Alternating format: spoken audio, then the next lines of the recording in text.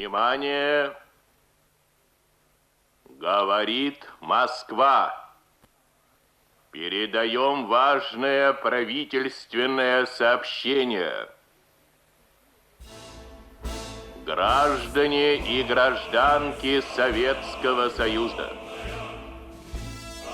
Сегодня в 4 часа утра, без всякого объявления войны, германские вооруженные силы атаковали границы Советского Союза.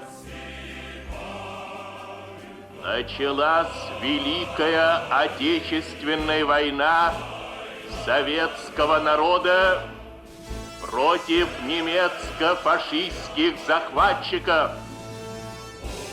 Наше дело правое. Враг будет разбит. Победа будет за нами. Вечная слава героям, павшим в боях за свободу и независимость нашей Родины. Ұлы жеңістің 80 жылдығына орай Алматы қаласында біз батырлар ұрпағымыз атты патриоттық жоба жүзеге асты. Бұл жүрек пен тарих үндескен ел жадындағы ерлікті мәңгі жаңғыртуға бағытталған ерекше бастама. Жобаның басты мақсаты жас ұрпақтың бойында патриоттық рухты тәрбиелеу, тарихи жадыны бекемдеу және ата-баба ерлігіне деген құрметті арттыру.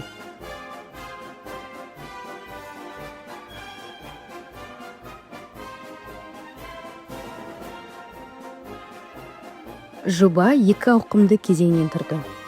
Бірінші кезең спорттық сайыс. 2025 жылдың 30 сәуірінде 128 мектеп спорт алаңында 8 және 10 сынып оқушылары арасында әскери спорттық сайыс ұйымдастырылды. Қатысушылар камуфляж формасында нағыз жауынгер рухымен жарыс жолына шықты.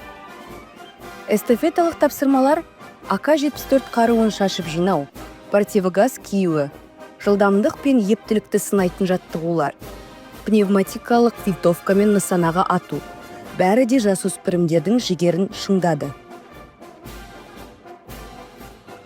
Сайыс соңында үздіктер марапатталып, жеңімпаздар медаль, диплом және ақшалай сыйлықтарға ие болды.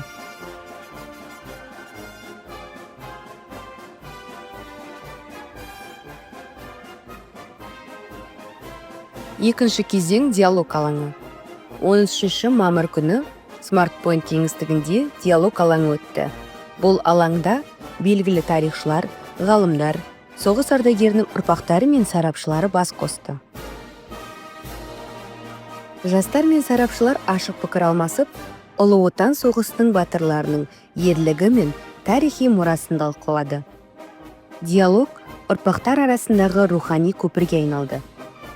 Бұл жүрекке жеткен, сананы тербеген ұмытылмас кездесу болды.